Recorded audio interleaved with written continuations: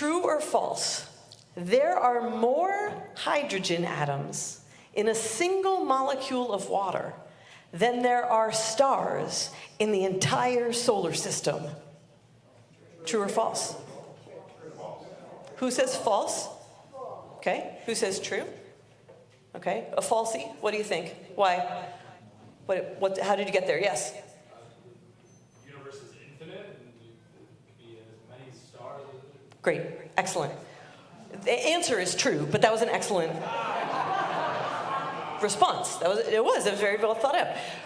Why is it true? Would you like to hear it one more time? Yeah. True or false?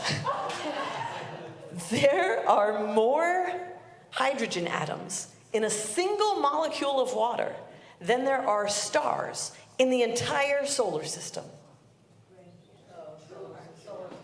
Oh. How many hydrogen atoms are in a single molecule of water? 2. That's right, there's just 2 H2O, that's how we get that. And how many stars are there in the solar system? There is 1. I fooled you by doing this.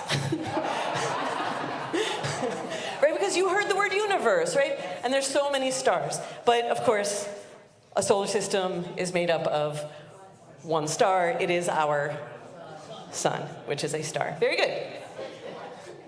Yes, thank you. Use that on all of your middle schoolers. It's a really good one. So why begin tonight with the sun? Because this week, we start reading Torah again from the very beginning, Parshat Bereshit. And it is glorious to revisit these first days of creation when anything is possible. When the breath of God hovers over the deep, and from the fog of chaos, piece by piece, comes order, a growing crescendo of order as the natural world begins to take shape. And as the 6 days of creation unfold in this sacred myth of ours, the sun appears on day 4. While there was already primordial darkness and light, which are created on the first day, on day 4, God creates the luminary bodies. God said, "Let there be lights in the expanse of the sky to separate day from night, to shine upon the earth." Vaya'az Elohim et shnei ha'me'orot ha'gedolim, et ha'ma'or ha'gadol, lememshelet hayom, ve'et ha'ma'or ha'katon, lememshelet halayla, ve'et ha'kochavim. God made 2 great lights, the greater light to dominate the day, and the lesser light to dominate the night and the stars. These are the verses that explain how the sun, the moon, and the stars have come to be. And in tractate Kolin in the Talmud, the rabbis try to explain how one of these got to be the bigger light, the sun, and one of them got to be the smaller light, the moon. They say that the moon, wanting to be the most powerful luminary, went to God and said, "Is it possible for 2 kings to wear 1 crown?" Insinuating that the sun and the moon cannot possibly be equal in power. And in this story, God apparently agrees with the moon, but says, "Go then and make yourself smaller." This is understood to be punishment for the moon's attempted power grab. As a concession, though, while the sun will get to dominate the day, which is prime temporal real estate, God allows the moon to dominate both the night and also the stars. Immediately, we have a problem. Anyone see it? The sun dominates the day and is dominant over the diminished moon. But the moon dominates the stars. And what is the sun? A star, placing it under the domination of the moon, an impossibility.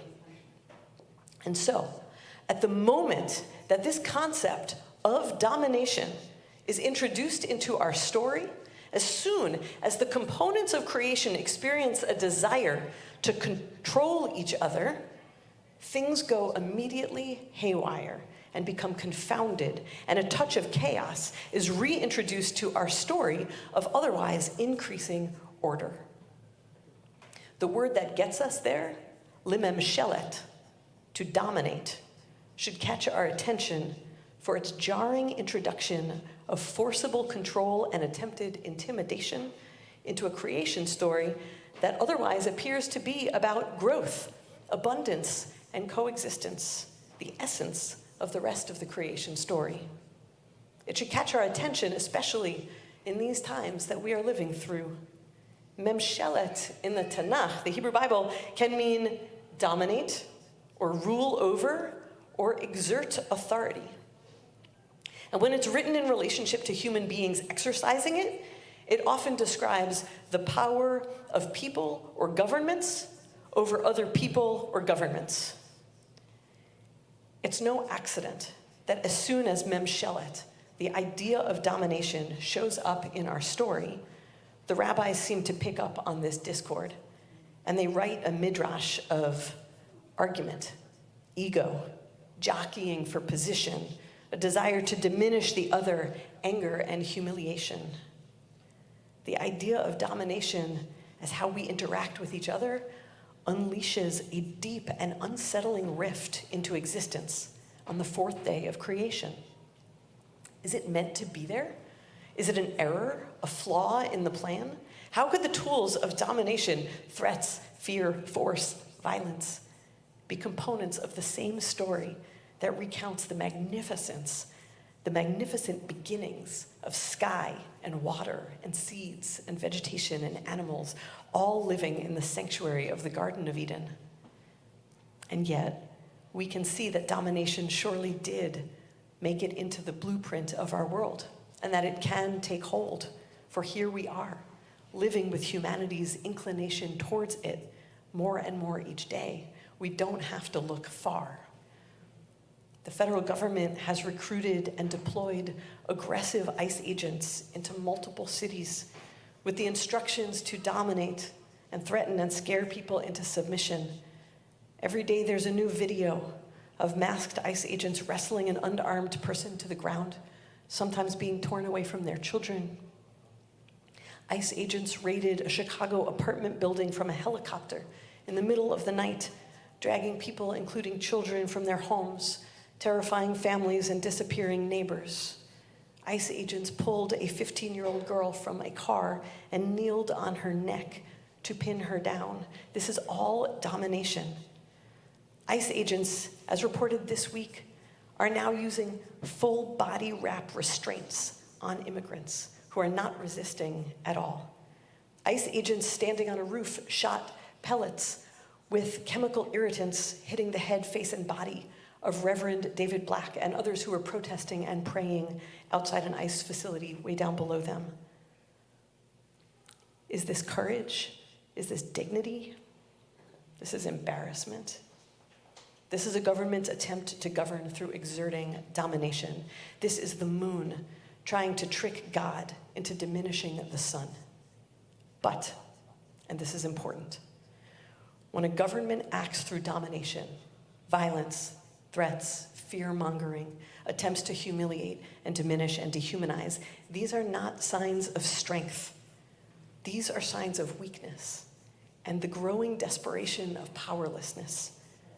The German and American historian and philosopher Hannah Arendt wrote, "Violence appears where power is in jeopardy, but left to its own course, it ends in power's disappearance." Which is to say, resorting to violence often shows a lack of power. For at such a point when a person or a government turns towards violence, it is because they believe it is the only tool that they have, not the will of the people, not consent. It is coercion at best.